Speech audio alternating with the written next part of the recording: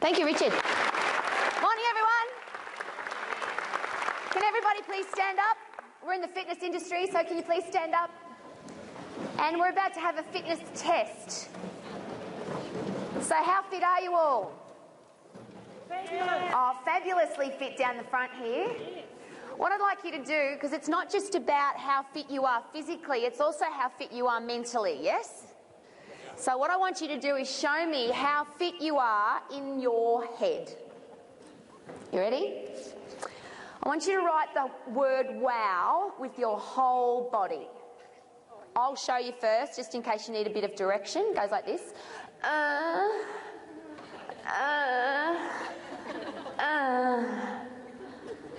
So you have to do it, say it, sound it out, and act it out. Are you ready? It's a test. It's a very important test. Go.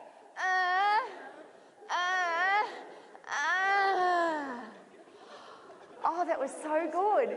What I'd like you to do now is have a seat, please. I'm going to do it in the seated position.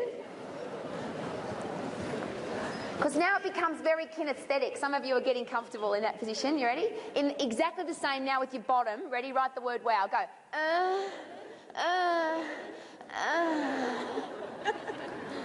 Now, the test was, I wanted to see who lives on the grumpy planet and who lives on the happy planet.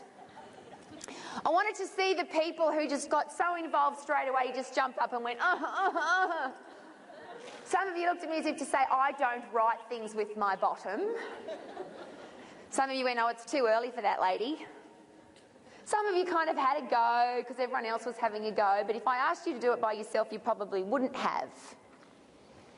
So my first question for this morning is, which planet do you live on all of the time? Now you have to ask yourself the question. Don't ask the person next to you. Ask yourself the question, which planet do I live on? Do I live on the grumpy planet? Do I live on the happy planet? Or do I have one foot on each? So it just depends on what's going on at the time, which planet I live on. Have you asked yourself the question? Hands up, the happy planet, folks. Do we have any grumpy planets? No, we've got a couple. There's always a couple. I have a very serious question to ask you, which you now have to answer to the person next to you. So you have to strike up a conversation with possibly somebody you don't know. Are you ready for that? We're fitness professionals, of course we are.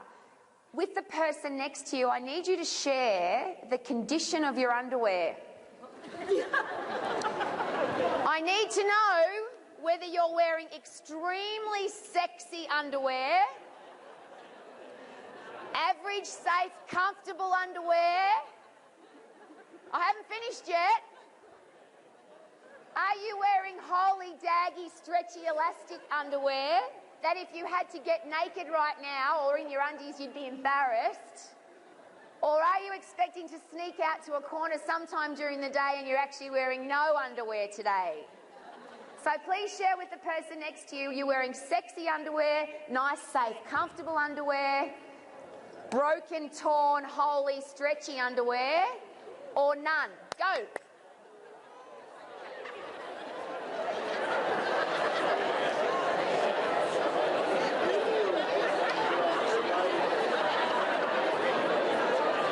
Did you share?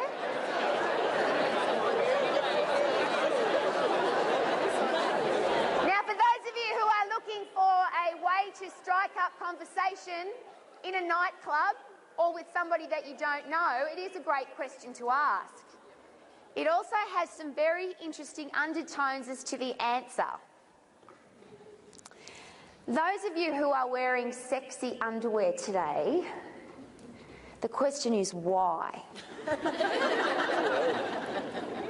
Is it because you are here with somebody sexy? Is it because you are currently in a relationship that requires you to wear sexy undies? Are you a sexy undie wearer? So that's just who you are. It doesn't matter what's going on in your life, you always wear sexy underwear.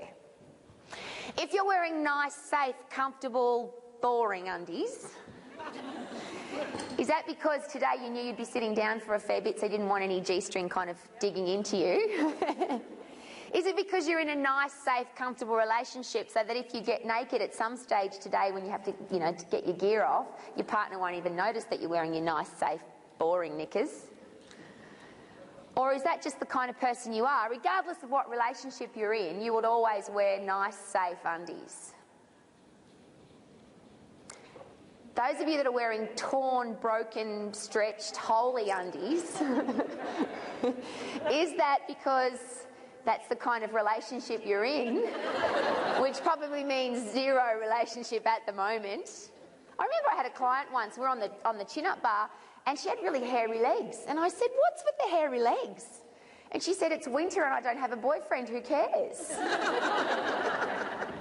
So maybe that's the state of your current relationship, is that you can get away with wholly stretched, ugly, marked undies because the relationship you're in at the moment is either not there, non-existent, or the person you're with doesn't check out your undies anymore. And then there's that group that don't wear any undies. Is anyone prepared to put their hand up and say that today? Hey, you're putting his hand up for him. Thanks for that. The reason that I asked that very important question is that your relationship with your current career is very relevant to the state of your underwear. When you're in a brand new, sexy, lustful, hot, horny relationship, what kind of undies do you wear? Well, none. Oh, none was the answer. Just in case you've got to sneak off sometime during the day. Because you're excited about what you're doing, so you wear sexy undies. If the relationship kind of continues on and you feel nice and safe and secure and comfortable in that relationship, you might start wearing the more comfortable undies. Even, if you're in a sexy relationship today, even if you have to sit down all day, you'd still wear a G-string, wouldn't you, just in case? But if you're in a boring, safe, comfortable relationship, you wear your boring, safe, comfortable undies. And worse, if the relationship is either non-existent or deteriorated to the point where it's okay to wear undies that have got brown marks in them. Oh, you know who you are, you've seen them before. And undies with the stretch bits. I don't understand why guys can't throw their underwear away. It's like it's got to be completely torn before you can throw it away.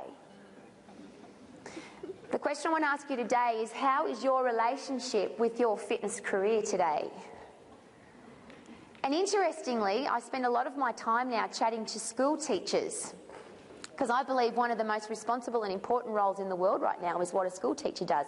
We have massive childhood obesity challenges, yes? We have massive childhood depression challenges, learning challenges, and teachers are responsible for those kids for a lot of their life, 8 hours or 6 hours a day. And I ask teachers that exact same question as I've asked you today. Are you still excited and lustful about being a teacher? Or has it become a nice, safe, comfortable position? Or has it deteriorated so badly that you're wearing your daggy old undies to school? The reason I ask us as fitness professionals, and if the only thing you take away from this whole entire weekend is what I'm about to share with you, then we've had a great weekend. I'd like you to turn to the person next to you and just say to them out loud so you can hear yourself say it, "I am a fitness professional." Can you say that for me, please? I am a fitness professional. Now, some of you might have said, well, I'm not. I'm a personal trainer, or I'm a gym instructor, or I'm a Pilates instructor, or I do all different stuff. What I would like us to really get and really understand is this group, all of us here, from the lady in the orange, what's your name? Lindsay? Vanessa. From Vanessa all the way round, for the people outside today, to see this is a fitness conference. For the people outside today, every single person in this room has a label. The outsiders call us those fitness people. Yes or no? Oh, they're those fitness people. They're those funny people that exercise every day and they eat good food and they drink water out of bottles and they wear funny clothes. Well, the challenge we've got with that is that in any Western country that you go to today, 5% of the population is doing an exercise program that will have a long-term effect on their health and fitness. I'm going to say that again. 5% of the population is doing an exercise program that will have a long-term effect. I'm going to say that again. Long-term effect on their health, fitness and well-being. Not their short-term fat loss or weight loss, their long-term. That means that us as fitness professionals have 95% of the population that isn't doing an exercise program that has a long-term effect on their health and well-being. Please write this down if you've got a piece of notepaper. Rowena doesn't care if you don't like her today. Write it down. What I want to share with you today is that we have a responsibility. You, me, the person next to you, the person behind you, the person in front of you, because as soon as you put that label on yourself that says fitness, everybody out there sees all of us as exactly the same. Every doctor, every medical professional, every allied health professional, every corporate person, everybody out there looks at all of us as the same. You might be sitting there thinking to yourself, but I'm a really good personal trainer and I don't write dodgy exercises and I look after my clients and I'm always on time and I dress really professionally and I'm really good at what I do. But what you don't get is that maybe the person next to you is wearing their daggy undies today. Maybe the personal trainer next to you or the group exercise instructor next to you is a little bit over what they're doing. Maybe they're not in love with what they're doing anymore and they arrive a little bit late and they don't dress professionally and they write the occasional dodgy exercise program and they don't really care about their client. And you might be sitting there thinking, well, that's not me, I'm really good. But what I've had to take responsibility for, and I want you to as well, is that we are a group of fitness professionals. Until the general practitioners, the physiotherapists, the orthopaedic surgeons, the dietitians, the government look at us as a group and say they are professional people, we will not make a difference to the 95% of people that don't have an exercise program that makes a long-term difference to their health and well-being. I'm going to sound really harsh, but I have the privilege of presenting at medical conferences. I have the privilege of presenting to education government. And they don't take us seriously. They think we're the fitness people. I go to present at a conference, a medical conference or a business conference. I arrive wearing a suit. I'm there to talk about stress management, health and well-being. And they look at me and go, who are you? I say, my name's Rowena. And they go, are you the fitness person? Yes. Oh, we were expecting somebody in tracksuit. We're expecting somebody in shorts. Whether you like it or not, you have 0 to 30 seconds to make a first impression. Whether you like it or not, you can say to me, Rowie, I wish people didn't judge me by the way I dress, but they do. And in 30 seconds, somebody will pick you as a fitness professional or one of those fitness people. So you might be at the beginning part of your relationship with your fitness career, the beginning part that we've all been in, me too. I used to run around in little tiny bike pants with my ass cheeks hanging out the back. There was a reason for that, because that made me feel good, because people used to look at my ass. And I used to have my abdominals hanging out, because I had ripped ones. And people used to look at them and go, wow, nice abs. But when you walk into the doctor's surgery, and I'll give you a worse example. My mother, who should be dead, she's 85 years young, but she should be dead because she's had 2 massive heart attacks and she's outlived everybody else in her family by many, many years. So we've got congenital heart challenges in our family. At 74, my mother found out, apart from her heart challenges, high cholesterol, high blood pressure, that she had advanced osteoporosis. 1 in 3 women get advanced osteoporosis. Have a look around you. We won't, because we're fit, strong and healthy, but 1 in 3 women out there get osteoporosis. At 74, an orthopaedic surgeon put my mother in a walking frame and said, you better be really careful because you could fall over and break a bone. We took her out of the walking frame, booked her in with a personal trainer who got her really strong by doing boxing and chin-ups and heavy strength training, which she's been doing ever since, now 11 years. The last record test at the orthopaedic surgeon, you ready for this? At 74, she had advanced osteoporosis. At 85, she's got mild osteopenia. My own mother has gone from a walking frame to being able to fall down on a slippery road, get straight back up again and not break any bones. That's what we do.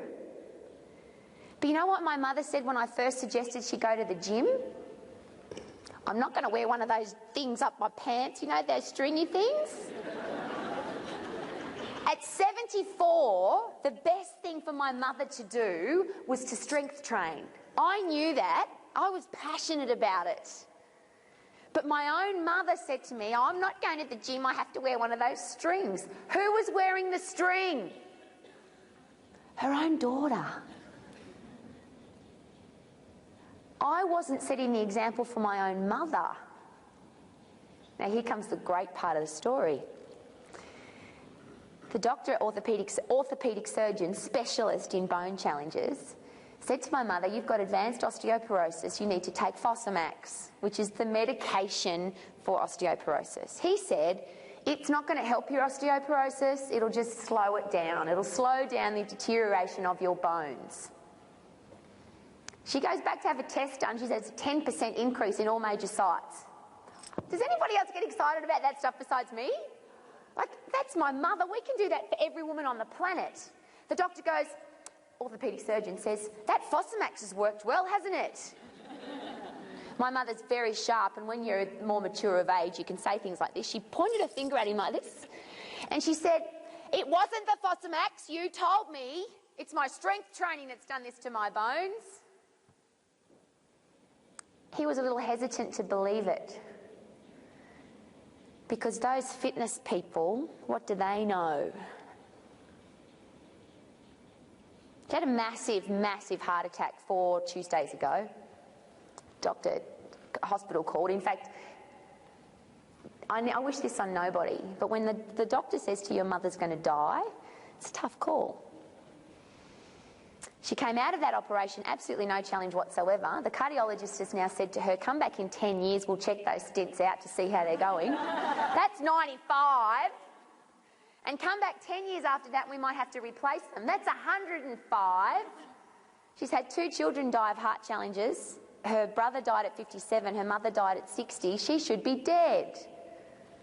But when will the cardiologists take us seriously? 80% of people that die of a heart attack don't have to die of a heart attack if they had a healthy eating plan and a great exercise plan.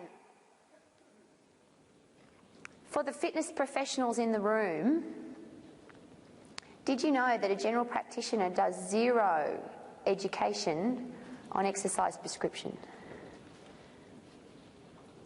General practitioners don't learn anything about exercise prescription. Nothing. Do you know the #1 place that people in the Western world go to lose weight? The doctor. And the doctor says, take a pill and walk for 30 minutes. For a person that doesn't do any exercise, how long is a 30-minute walk? It may as well be a marathon. That's the prescription that the doctor's giving. Do we know a little bit about nutrition? What do doctors learn about nutrition? GPs? Well, I asked that question, and I did ask that question too, and they said they do learn a little bit about it. The answer was they do learn a little bit about nutrition. Yeah, they do learn a little bit about nutrition. Rosemary Stanton from Australia will tell you at Sydney University it's 3 hours in a 6-year degree. It is a little bit. Anybody in this room spent more than 3 hours learning about nutrition? Oh, really? Do you know that the 2 interventions that Diabetes Australia says will help maintain and control type 2 diabetes, which is now a pandemic, and in Australia it's out of control. In South Auckland you've got the highest per capita of type 2 diabetes in the world. As a fitness professional, I hope that scares you, because you know the 2 interventions that can fix, sort, get rid of type 2 diabetes? You ready? The 2 interventions that the medical professionals will tell you will get rid of them. You ready? Exercise and a healthy eating plan. Excuse me, as a fitness professional, what is it that you do? When I presented at the diabetes conference, there was a list of people that the medical professionals were suggested to send their patients and clients to that had type 2 diabetes. General practitioners, dietitians, psychologists and exercise physiologists. That was the list, that was it. If I was you, because I was embarrassed, I was the next speaker after the head of the Diabetes Australia, I was the next speaker, and I wasn't invited for my educational skills, I was invited as the entertainment for that conference. My name as a fitness professional was not on the list of an allied health professional that could help with type 2 diabetes. We have to create a relationship with the medical practitioners, with the government, with the corporate world that says we are fitness professionals and we are really, really good at what we do. So the question I'm going to ask you today is the only way that those people are going to take us seriously is if, first of all, we absolutely, positively love what we do. If you're wearing daggy old undies when you get up in the morning to go and train your clients, there's not going to be one doctor in the world that looks at you and says, I want to send all my clients, all my patients to you. If you're waking up in the morning and saying, oh, I'm so over this, can you do us all a favour? Go work for the bank or something. Because every time you get up in the morning and you don't go to your health club, your personal training studio, your park, your beach, on fire with the passion for our industry, someone will see you. And they'll go, there goes one of those fitness people. And you'll put a black mark on all of us. And I believe in this room today, because you wouldn't have given up your strong end, and I can't say weekend because people that lift weights would never say weekend, would they? You guys have given up a strong end, 2 days, to come and re-educate, refresh, get excited, get inspired. So the people in this room are obviously people who are really, really committed to our industry. I'm going to take you through a series of questions that I would never ask you unless I asked them of myself. First question, when you walk in a room, are you the person who lights up the room when you walk in? Or when you walk out?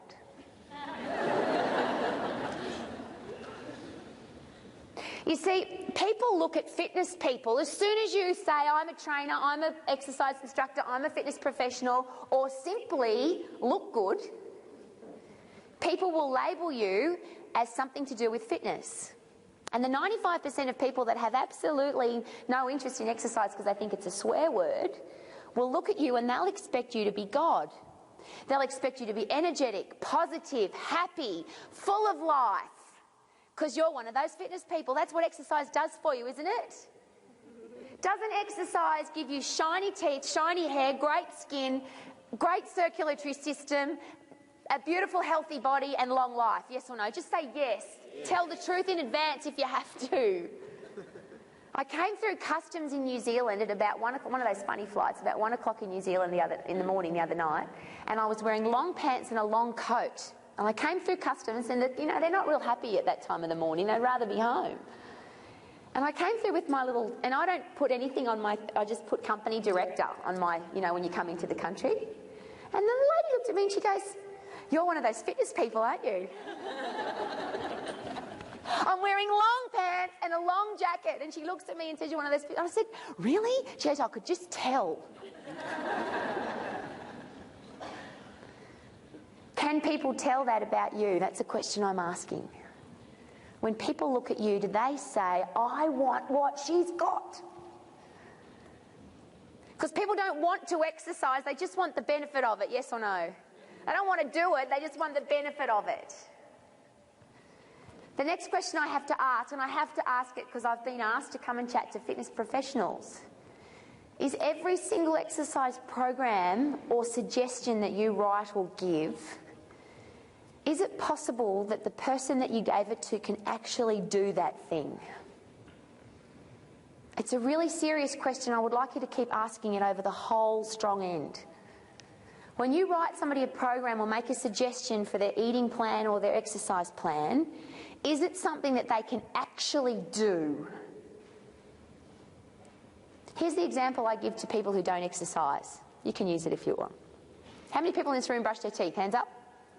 Please have 100%, please. So we all brush our teeth. Could I say yes? You know, all teachers brush their teeth. All corporate business people brush their teeth. Every time I ask that question, doesn't matter what the group is, everybody brushes their teeth.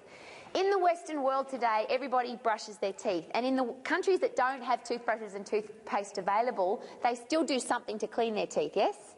With a stick or some charcoal or whatever. Everybody wants to clean their teeth because why? What happens if you've got dirty teeth?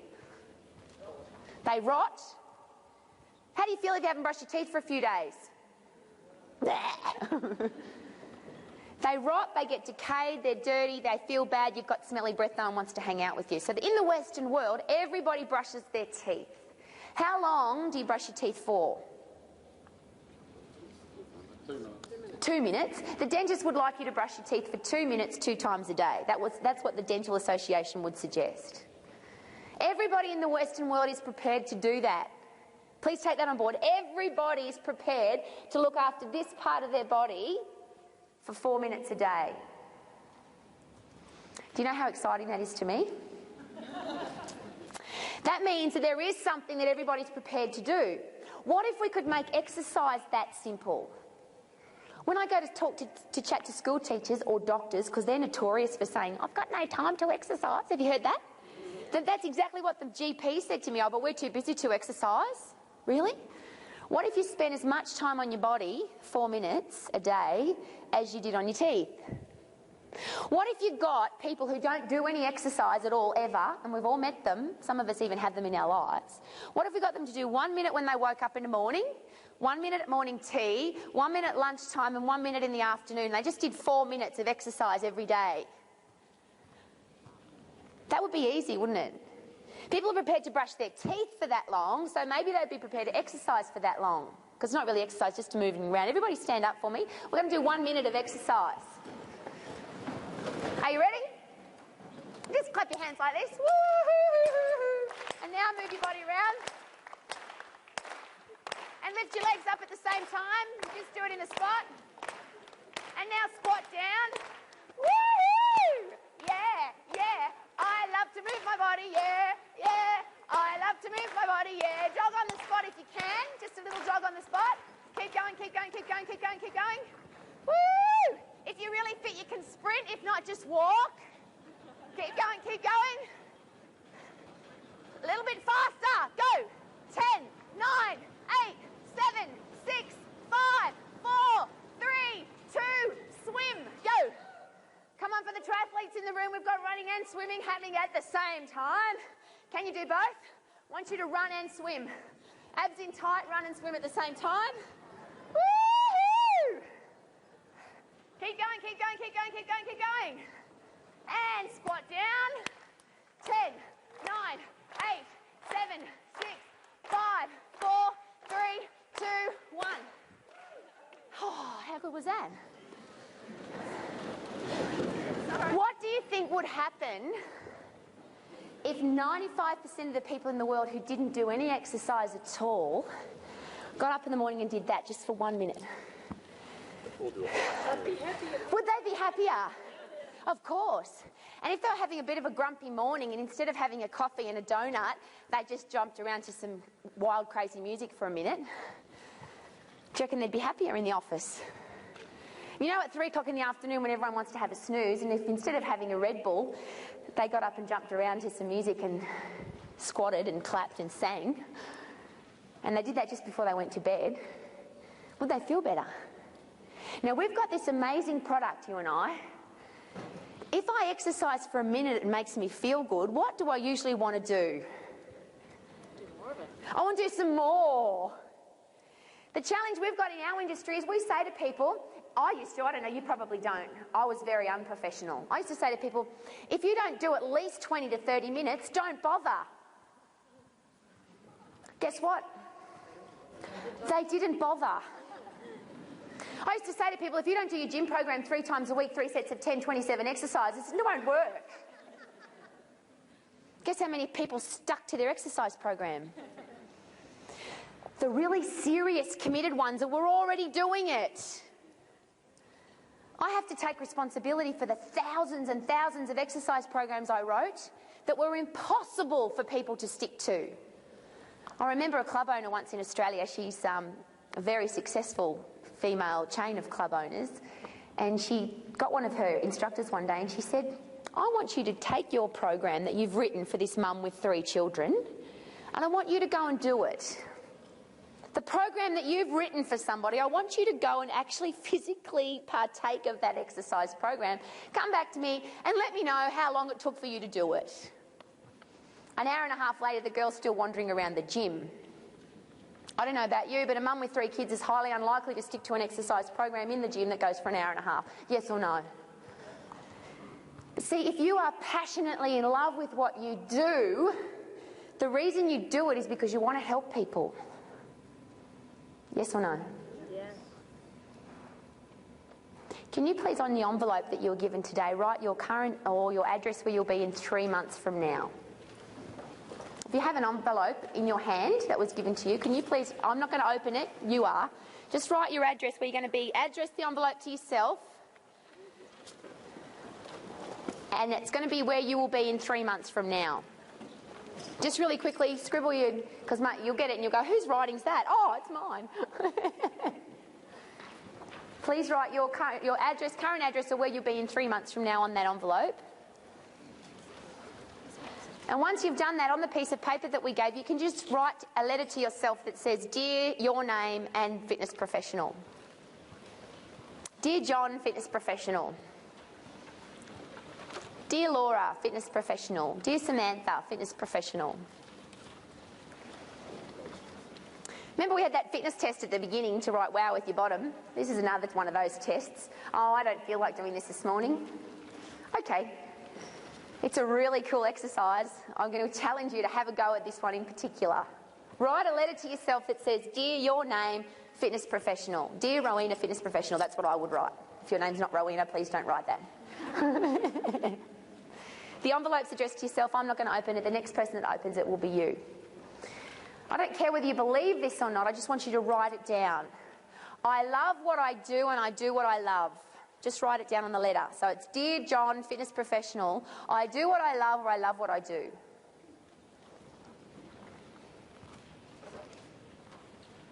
Because that fits into every category. Some of you are doing what you absolutely passionately love to do and you'd never do anything else. Or you could just be a really positive person from the happy planet, and regardless of what you're doing at the moment, you love it anyway. I've got a checkout lady that I go to at Coles at Broadbeach. Her name's Samantha. I pick the days that Samantha's on because she's a really happy, positive girl. I don't think she loves being a checkout girl. So she's not doing what she loves, but she loves what she does. Because that's what positive, happy people do. They do what they love or they love what they do. Because what's the alternative? What most people do.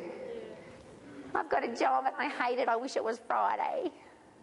I saw them last night at Auckland Harbour. Thousands of people. It's Friday. Let's drink as much as we possibly can in the shortest period of time to forget that we've just had a week. We'll feel lousy all day today. We'll get over it by Sunday. Then we'll have that sick feeling in our tummy on Sunday because we've got to go back to work on Monday. I do not wish that for you. I do not wish that for your clients. So just write it down. I love what I do or I do what I love. Next thing. I never, ever write an exercise program that my client couldn't stick to for the rest of their lives.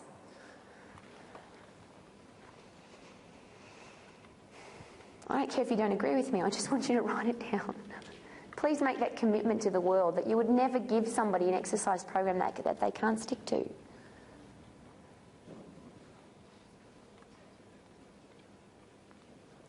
If I put somebody on the treadmill and I say walk for 30 minutes, which we've already discovered for the average person is a marathon walk, yeah? If I put them on there for 30 minutes and they only get to 20 before they're absolutely exhausted and they have to stop because their legs hurt or their calves are tight, do they get off the treadmill feeling like a winner or a loser? They feel like a loser.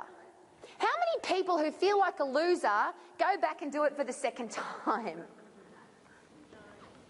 If I say to somebody, can I pop you on the treadmill, have a little walk, as soon as you get puffed, stop. As soon as you get puffed, stop. You know, if it's a minute or two, that's fantastic. If you suggest 1 or 2 minutes and they do 5, how do they feel, winner, loser? Winner. Someone that feels like a winner is going to have another go, yes or no? I'm asking you from the bottom of my heart, please don't do what I did for so many years as one of those fitness people. When I became a fitness professional, I realised that it wasn't about me, it was about my client and what they could do for the rest of their lives. Please write this down on the letter to yourself. Dear fitness professional, I live on the happy planet. I light up the room when I walk in. Ha ha! Tell the truth in advance if you have to. And it's got a little addition to the end of it. I light up the room when I walk in. Even if I don't feel like it. You see, if you're lying on the beach in Tahiti and you're feeding the fish and the sun's gently kissing your skin and you're having a wonderful holiday and somebody says, how are you? And you say, fantastic. That doesn't really count. That's easy. Everybody can be happy in Tahiti. It's when it's freezing cold, pouring down rain, you're stuck in the cars on the road, because you wouldn't call it traffic because that would be a stressful word, wouldn't it? And your house has just been taken over from the bank, and your clients have just cancelled, and your boyfriend or girlfriend's just walked out the door, and someone says, how are you? How do you bloody think I am? Ah, so you're from the grumpy planet. The reason I'm challenging you with that is, as a fitness professional, people don't care what's going on in your life. Have you noticed? They want you to be the strong one. They want you to be the positive one. You're the fitness professional. It's an analogy I give to leaders on a regular basis, but I believe that as fitness professionals, we are the leader of our society, because if people can see what we do and what we've got and they want to have a go at it, will we have a better society? And I don't care if you think I'm being out there and too optimistic and all of that stuff. I just want you to think about it. All the people that are depressed, sick, miserable, grumpy, having a horrible life, would they feel better if they were fit, healthy and strong? Of course. As fitness professionals, what do we get people to do? We get them healthy, fit and strong. Oh, please turn off. Thank you. So the question is, you as a fitness professional, do people look at you and say, I want what she's got, I want what he's got? Or do they look at you and say, they live on the happy planet sometimes, but not today? Are you the person that can be happy regardless? When things are going rough, here's one of my favourite quotes. When times get tough, champions are revealed. It's pretty easy to be a champion when things are going well. But when times get tough, champions are revealed. Some people will tell you right now that there's an economic crisis. We have chosen not to participate. As a fitness professional, can you participate in the financial crisis? Just say no. Because if you do, what is the first thing that people will drop in a financial crisis? Their exercise program or their membership. Is that the thing that they need to drop right now?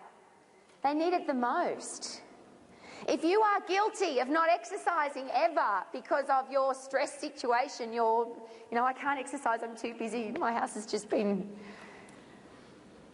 That's when you need it the most. That's when your clients need it the most. Please write down on your piece of paper, I am a fitness professional in every area of my life.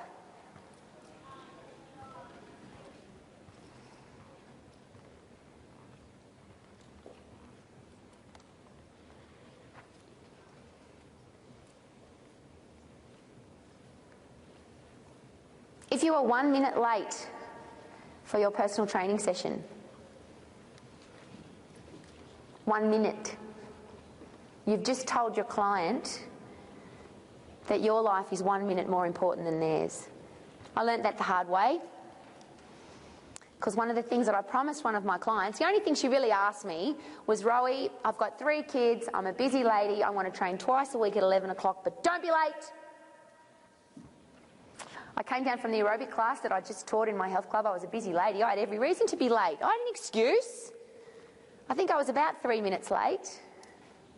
But I had an unconditional money-back guarantee that promised her that I would be on time for her personal training sessions. I trained her 52 times for free, because that was my promise, that if I was ever late, I would give her her training sessions for free, and she had purchased a whole year of training.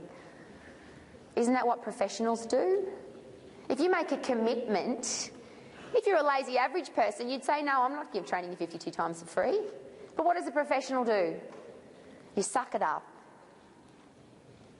That's the analogy I want to give you as a leader today in our industry. We need to be vacuum cleaners. What does a vacuum cleaner do? Happily, what does a vacuum cleaner do?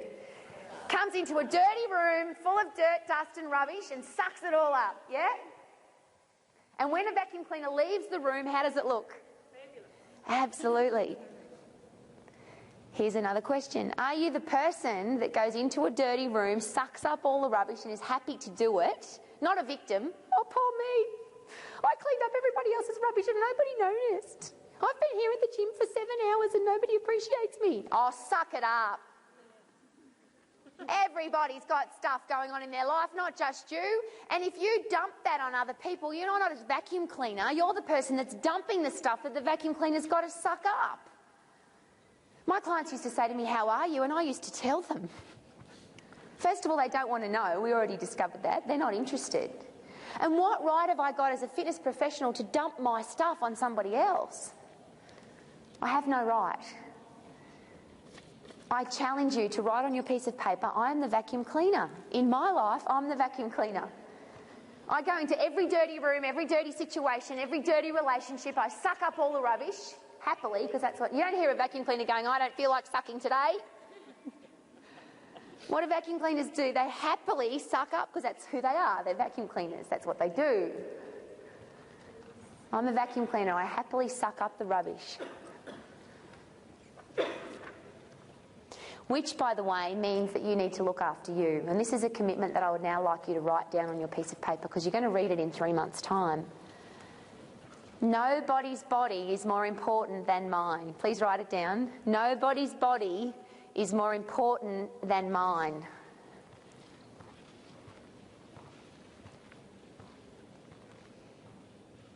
Nobody's body is more important than mine. And I know you've heard this analogy before, but I'm going to put it into a New Zealand analogy. You have some very fine football teams in New Zealand, yes? Just say yes. I believe you do. I thoroughly enjoyed the Rugby League World Cup. I believe that there's 2 kinds of people in the world, or two kinds of team players. You have great skill or great attitude. Now, ideally, you'd have both. But I believe that Australia got absolutely beaten by attitude. It was fantastic. Because on paper, Australia should have won, yes? But attitude will beat skill every single time. So I would like you to imagine that you are now the coach of one of those fine black football teams here. The black shirt, black hat, black, all blacks. There's all kind of blacks. I love it. You are the coach of one of those teams. And you now have to create the perfect exercise and eating plan for this elite group of people. Would you keep it up late, feed it Red Bulls, pour coffee down its throat, let it skip training sessions? Don't worry about fruit and veggies, just take a few pills, that'll be okay. Can eat whatever you want to, it doesn't matter. Would you be responsible as a coach if you did that to your football team? Just say no. You would be fired, because that would be irresponsible. Taking nothing away from the fine football teams in New Zealand, I do believe that what we do as fitness professionals is far more important than coaching a football team. We have to look after us so that we have the ability to look after other people. We cannot talk about the importance of drinking water, regular exercise, fresh fruit and vegetables and looking after ourselves if we don't do it ourselves. We just can't do that. That's called being a hypocrite. And there's a few other names that we wouldn't say in public. So you wrote it down. Nobody else's body is more important than mine. Please make a commitment today, if you haven't already, that you will never put somebody else's health and fitness in front of yours, because if you do, what ends up happening is you end up resenting them.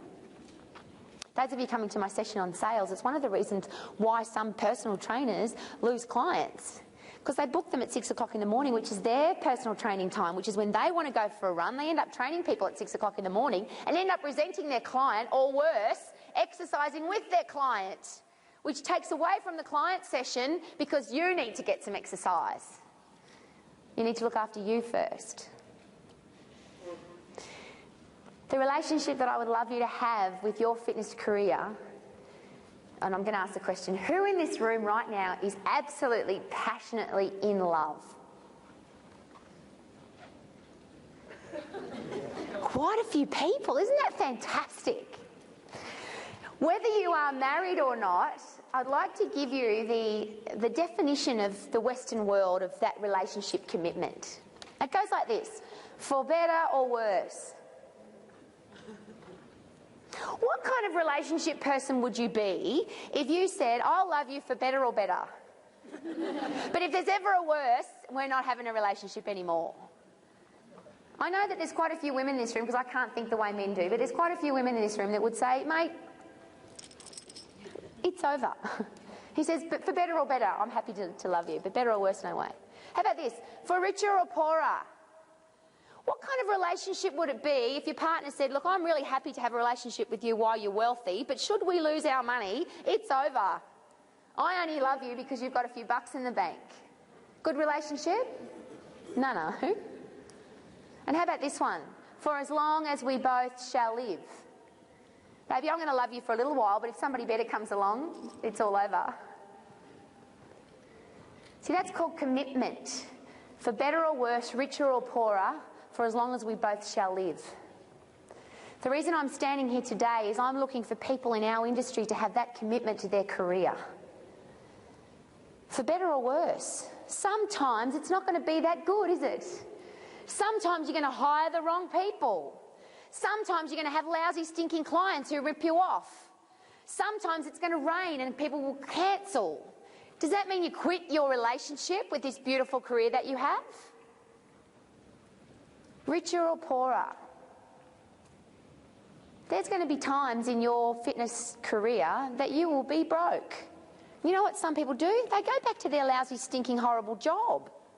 They go back to being an accountant or a bricklayer or a store stacker at the supermarket because they couldn't make enough money from personal training. What I'm going to ask you to do is make a commitment to your career that says for richer or poorer. There will be poor times. But if you are in love with what you do and it's all happy, happy, happy, happy, happy, happy, you know what happens to a relationship that's happy, happy, happy, happy, happy all the time? It doesn't get any stronger. In fact, it gets a bit boring. It's when you both go through tough times that the relationship gets stronger. It's when you make it through those tough times, when you're going through tough times and you can look at each other and say, 6 months from now, we're going to be laughing about this. Until we die is the commitment. Because the reason I'm standing here today is I fell in love with fitness and this profession at 13. These people walked into my school dressed in funny lycra clothes and taught us how to dance to music. And I went to a school where it was a religious school and you couldn't listen to rock music and you couldn't dance. And I just fell in love with it. It was called aerobics then. I fell in love with it. And I've never done anything else my whole life. All I've ever done is this career. I have a vision to positively change the health and fitness of the world. Some people say to me, even in our industry, oh, who do you think you are? You think you can change the world?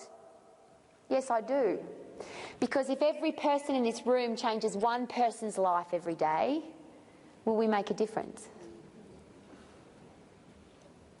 For better or worse, richer or poorer, for as long as we both shall live.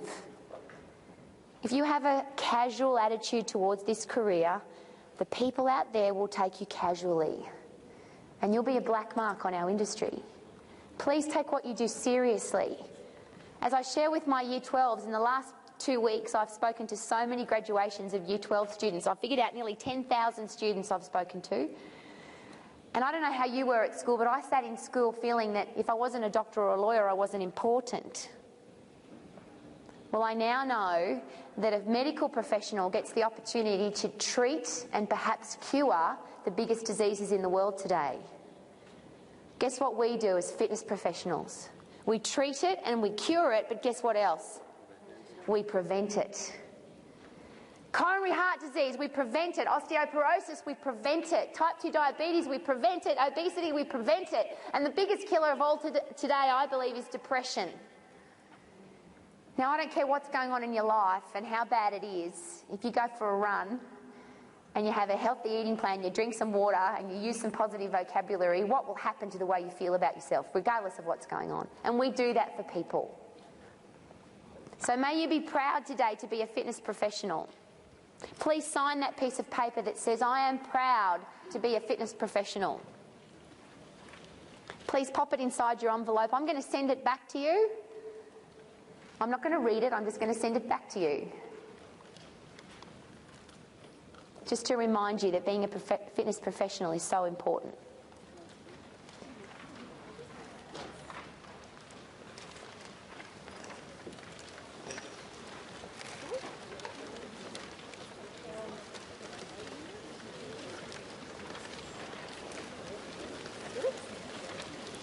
So let's have a little practice, regardless of whether you know the person next to you or not.